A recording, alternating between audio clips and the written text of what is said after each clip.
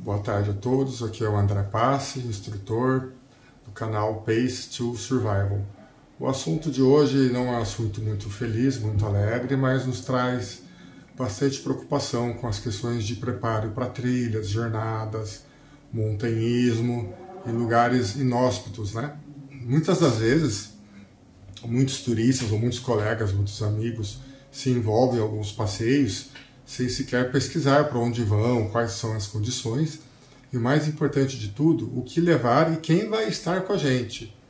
Eu já participei uma vez de uma travessia da Serra Fina, onde de última hora, no começo da trilha pela manhã, o instrutor principal falou que estava com o joelho machucado e dizendo que ia se ausentar do grupo. O grupo, já acordando na pousada, tomando café da manhã, apresentou 2 adolescentes, dizendo que iam ser os nossos guias na travessia da Serra Fina. E percebemos que eles não tinham nenhum tipo de equipamento preparado, eles carregavam colchões nas costas, do lado de umas mochilas improvisadas e garrafas d'água PET, até a garrafa d'água PET tudo bem. Mas eram 2 crianças, 2 adolescentes, entre aspas, 2 moleques, sem nenhum preparo, nenhum curso de instrutor, de guia, e percebemos que durante o caminho eles não conheciam o percurso. Eles saíam na frente desesperados para ver onde que era o caminho, e a gente tinha que correr atrás deles, né? Porque basicamente eles nos abandonavam. E alguns com menos peso, mais preparados, iam na frente, tentavam correr atrás deles, e os com mais carga, com mais peso, ficavam separados do grupo lá para trás, para o fundo. Eu era um desses que estava carregando uma barraca para 3 pessoas. Essas 2 pessoas que passaram a noite comigo na barraca não esperavam. Ou seja, na hora que eu chegava cansado, o grupo se levantava e saía andando tudo de novo. Eu e mais um, entre aspas, retardatário, que também estava carregando bastante coisa. E nessa travessia da Serra Fina, era 1 dia e meio sem ponto de coleta d'água. Então, chegamos de certa forma a passar sede. O caso dessa semana é de uma brasileira, uma mineira, uma jovem, em torno de seus 25 anos, que ela foi para o Monte Rinjani, fica lá na Indonésia, na beira de um vulcão. Aqui na internet, eu estou vendo aqui as notícias, Monte Rinjani, onde brasileira caiu numa trilha de um vulcão. Brasileira cai em vulcão, vídeos mostram como que é a trilha do vulcão Rinjani. Entende os riscos da trilha, uma outra matéria do Band Jornalismo, G1, O Globo, UOL. E brasileira cai em vulcão e vídeos mostram como é a trilha, os riscos da trilha.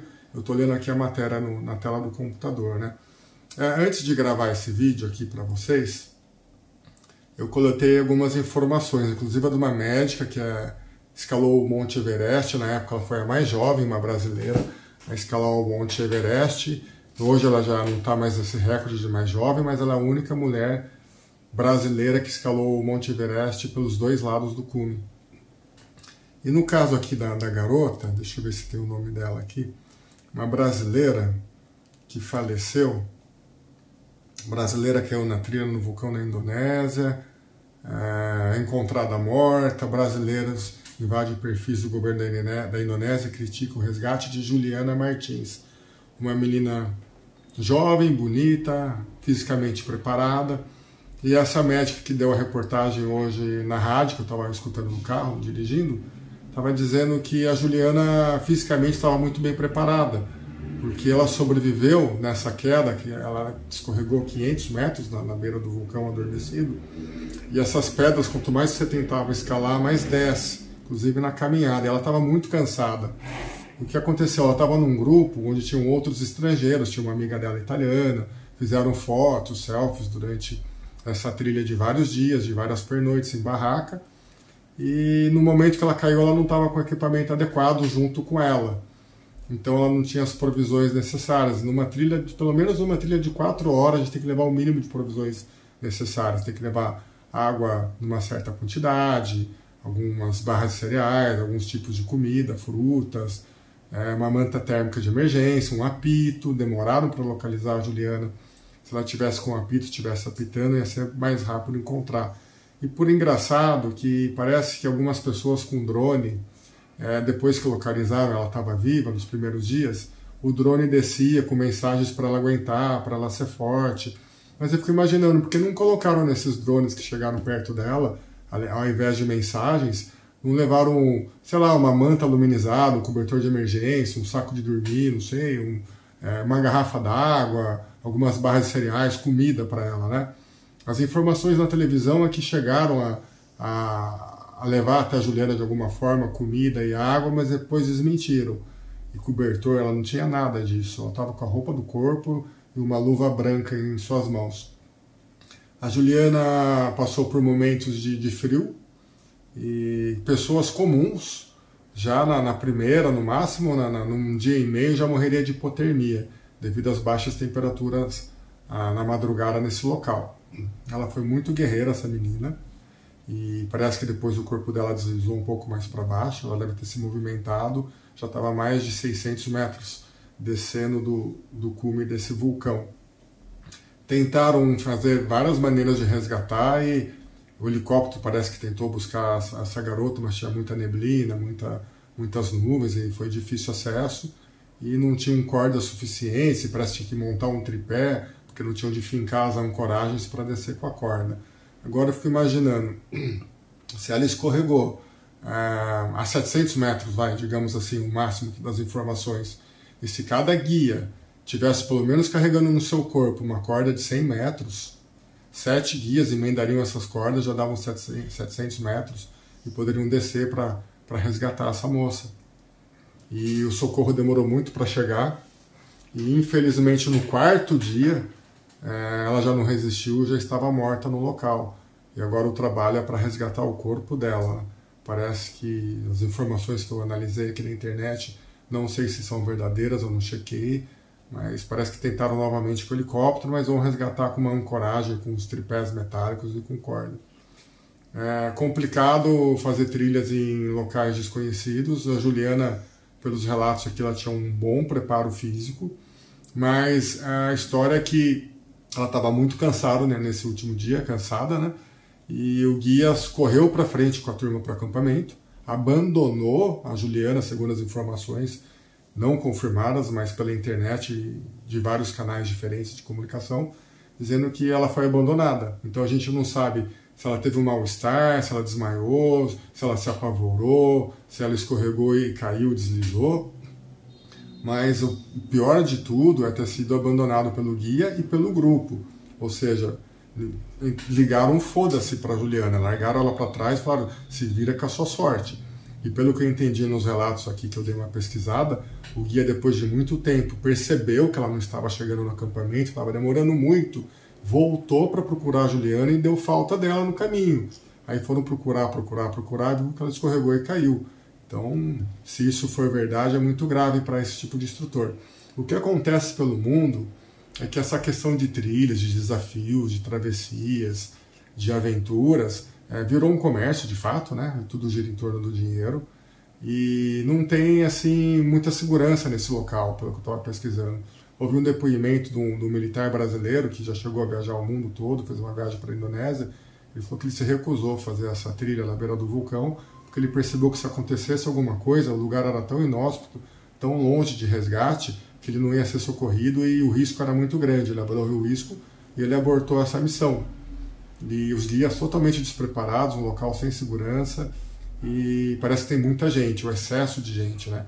No Everest parece que já está assim também, já tem uma grande demanda de turistas e passam-se por cima de corpos, e como se fosse uma pedra, não dando bola, porque cada um querendo buscar seu objetivo pessoal e pouco ligando pelo grupo, pela coletividade. Então, quando for fazer uma trilha, um passeio, eu já passei por esse perrengue lá na Serra Fina, com 2 moleques despreparados. O que aconteceu na última pernoite da barraca, quando a gente acordou no dia seguinte, eu falei para as pessoas que estavam dormindo na barraca que eu estava carregando, para 3 pessoas. Um colega de infância que foi escoteiro comigo e mais uma garota que foi convidada. Eu falei para eles, olha, eu não vou acompanhar esses 2 guias. Eles estão totalmente perdidos. Eu vou descer pela esquerda, que é o caminho para abortar um dia da última missão da Serra Fina, e não quero fazer ela completa, porque não estou sentindo segurança nesses guias. Eu tinha um outro casal que estava acampando lá embaixo, já localizei à noite, a gente estava indo em cima, na penúltima pernoite. Ganhei a fita lá com o casal, falei, eles estão indo embora, aqueles 2, eu vou seguir esse casal, e eles, o cara super preparado também, com todo o equipamento, já conhecia a trilha, já havia conversado com ele durante a caminhada, que a gente se cruzou no caminho. E eu falei, eu vou seguir aquele casal, que esses dois guias nossos eu não confio mais, eles estão totalmente perdidos. Inclusive, esses nossos guias nos fizeram andar na travessia da Serra Fina mais de 1 quilômetro de forma errada. A gente andou 1 quilômetro para eles, viram que a gente estava perdido, fizeram todos retornarem, ou seja, perdemos 2 quilômetros. Eu estava com 22 quilos nas costas, super cansado, ou seja, por erro de 2 moleques que nunca foram guias na vida. Chegaram de última hora. Tanto é que no outro dia, no café da manhã, na pousada, antes de voltar para a minha cidade, chegou aquele instrutor velhão lá, que falou que estava com o joelho machucado, que arrumou os 2 substitutos, com um sorrisão no rosto. E aí, como é que foi a trilha? Gostaram? Eu falei, olha, foi uma porcaria, porque os instrutores que você arrumou são inexperientes, eles não têm treinamento, não têm curso, e tem mais um final. Quando eu abortei a missão, na última pernoite que eu segui o casal, os 2 que estavam dormindo na barraca, que eu carreguei todos os dias para 3 pessoas, que não dividiram nem um pouco do peso dessa barraca, resolveram abortar comigo. Ou seja, a gente chegou na pousada nessa tarde, e o outro grupo nosso, que quis continuar com os guias, ia fazer mais uma pernoite na Serra Fina, para chegar na pousada no dia seguinte, no meio da outra tarde. E para surpresa nossa, quando a gente já estava na pousada, de banho tomado, alimentado, embaixo do cobertor, desse frio já dentro dos nossos quartos, era um quarto comunitário para o nosso grupo, com várias camas, as outras vazias do outro grupo que continuou com os 2 guias moleques. Eles iam chegar no outro dia, no meio da tarde. Quando era mais ou menos umas 2, 3 da manhã, batem na nossa porta. Na hora que eu abro a porta, era o resto do nosso grupo. Eu falei, mas o que aconteceu? Não era para vocês voltarem amanhã, no meio da tarde? Eles falaram, não, os guias nos abandonaram. E a gente seguiu um outro grupo que estava finalizando, ou seja, eles iam montar a barraca, super cansados, após andar o dia inteiro na Serra Fina, carregando o peso deles, a mochila deles, a água pesa. Lembrando que é 1 dia e meio sem coleta de água na travessia da Serra Fina. E o restante do nosso grupo, que insistiu em confiar nos 2 moleques, que foram guias improvisados, foram abandonados por esses 2 guias. Aí eles encontraram um outro grupo que estava finalizando a Serra Fina, seguiram no rastro deles, pisando em lama, com temperatura fria. Às 16 horas já estava 0 graus. Esse outro grupo nosso, que insistiu na burrice de continuar com os 2 guias, sofreram um absurdo. Teve um que, se eu não me engano, que depois dessa travessia teve até que operar o joelho. Se matou lá. Então eu falei, aí a gente falou, olha, que despreparo desses instrutores. Aí o grupo que me acompanhou entendeu que a melhor decisão foi ter desvinculado dos 2 guias amadores e seguir com o casal experiente que, por sorte, estava fazendo a mesma trilha que a gente. O que levar numa travessia é muita coisa que tem que levar, né? Mas numa trilha pequena, como por partes, essa que eles estavam com o acampamento montado, base perto desse vulcão, mas qualquer trilha curta, eu costumo levar pelo menos um kit pequeno de primeiros socorros, para algum machucado, alguma picada de inseto, algum arranhão, um antialérgico, uma pomada para ferida, eu carrego essas coisas comigo. Carrego também sempre água sobrando, porque eu geralmente tem outras pessoas junto comigo nas trilhas, eu nunca faço trilha sozinho, eu levo água suficiente para mim e um pouco de sobra. Então se é uma trilha que eu vou fazer durante um dia inteiro, a gente nunca sabe o que pode acontecer, eu levo pelo menos 3 litros d'água. O ideal para sobreviver é 2 litros de água por dia. Eu levo 3, às vezes 2 cantis de 2 litros cada um, e se for uma trilha um pouco mais longa, eu levo até mais água, né? Já passei bastante sede nessa travessia da Serra Fina, eu sei o que é passar sede em trilha. Agora essa moça, ela estava por 3 dias, ela foi falecer no 4º dia, sem comida, sem água. Eu levo na mochila uma manta de emergência, cobertor aluminizado, barras de cereal, uma maçã, uma fruta não seja perecível tão rápido, né? Maçã é bom levar. Água e cobertor de emergência e agasalhos, né? Que pode mudar o tempo, pode cair uma chuva. Eu tenho agora um poncho que cobre inteiro o corpo, cobre a mochila, tem a touca, um poncho verde super impermeável, que dá inclusive para fazer abrigo com ele. Então, no caso dessa garota, ela estava com pouco equipamento, foi guerreira, foi muito guerreira essa menina, o nome dela é Que Esteja no Céu, que Deus a acolha. Ela viveu a vida, essa menina, viajou bastante, aproveitou, parece que era formada em publicidade e propaganda e estava fazendo um mochilão pela Ásia. A história que eu tenho aqui no computador, o nome dela Juliana Martins, que Deus a tenha. E solidariedade à família. E infelizmente nosso governo brasileiro, em vez de ficar tentando contato através do embaixada, consulário, Itamaraty, com outro grupo lá da Indonésia, com o governo, para ver como resgatar, na minha opinião, a melhor coisa a fazer é contratar, o governo brasileiro contratar uma empresa particular lá para fazer um sobrevoo com drone, seja com o equipamento que for, e deixasse no pé dessa menina, quando ela estava viva ainda, os itens necessários para ela sobreviver. Comida, água, cobertor, agasalho, uma garrafa com 2 litros de bebida quente por dia para ela poder se aquecer. Ela ia sobreviver. Quem estava em volta lá na beira do vulcão, apesar de todos os esforços, todos despreparados.